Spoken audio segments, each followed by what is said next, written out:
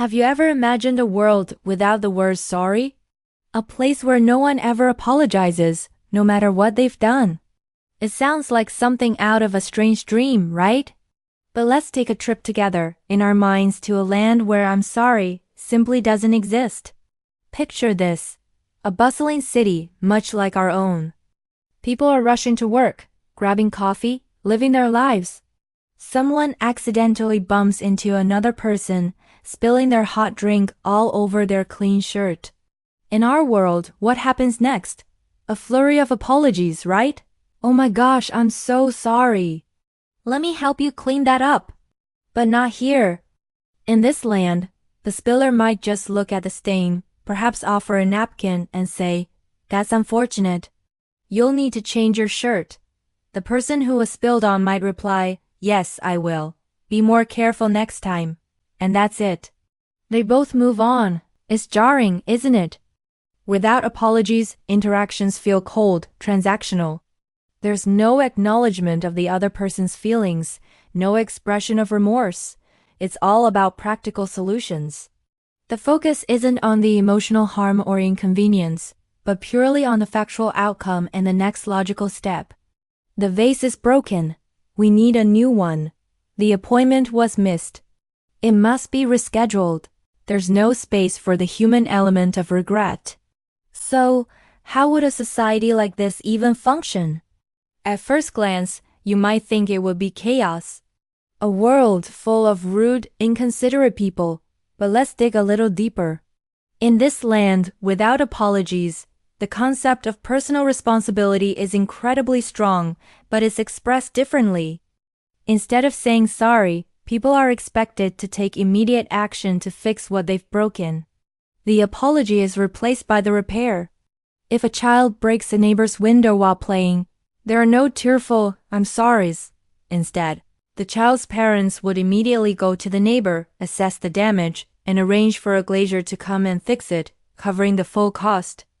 The action itself is the apology. The message is, we acknowledge the problem we caused, and we are taking full responsibility to make it right. In a way, it's a very direct and efficient system. There's no hiding behind an empty apology. Actions truly speak louder than words because, well, words like sorry don't exist. This system would fundamentally change relationships. Friendships wouldn't be repaired with heartfelt apologies after an argument. Instead, they would be mended through gestures. If you hurt a friend's feelings, you wouldn't say sorry. You might show up at their door with their favorite meal or spend an afternoon helping them with a project they care about. You would have to show them you value the friendship enough to invest time and effort into mending the rift. Forgiveness isn't granted after hearing a word. It's earned by witnessing a change in behavior or a sincere act of reconciliation. But what's the downside? What do we lose in a world without sorry? We lose a powerful tool for emotional connection. An apology isn't just about admitting fault. It's about empathy. When you say, "I'm sorry," you're saying, "I understand that my actions caused you pain, and I regret that pain." It's a way of validating someone else's feelings. It's a bridge that connects two people on an emotional level, acknowledging shared humanity.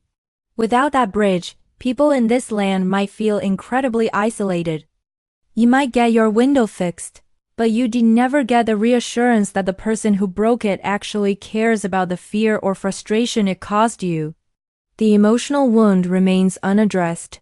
Life becomes a series of practical problems and solutions, with little room for the messy, complicated, but ultimately beautiful world of human feelings.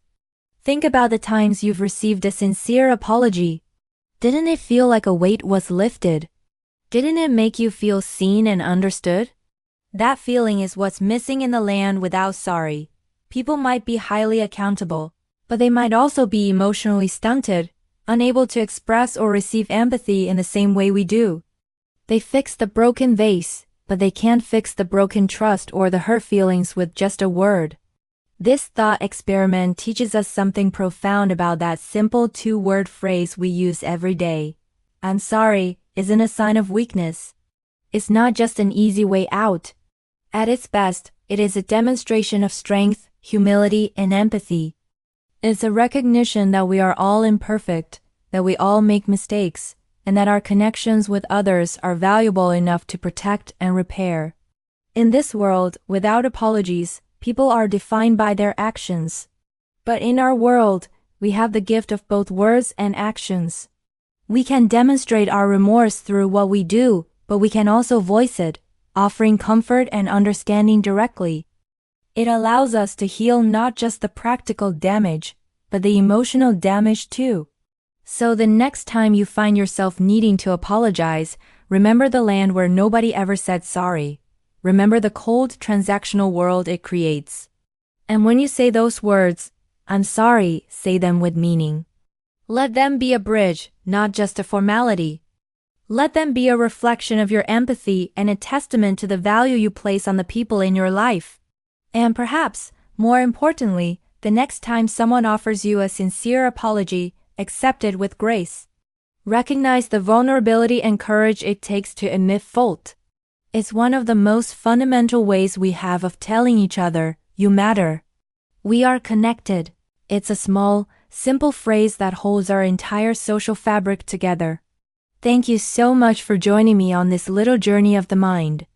It's incredible what you can discover by just asking, what if? If you enjoyed this and want to explore more big ideas with me, please hit that like button and subscribe to the channel. I'd love to hear your thoughts in the comments below. Could you live in a world without apologies? Thanks for watching, and I'll see you in the next one.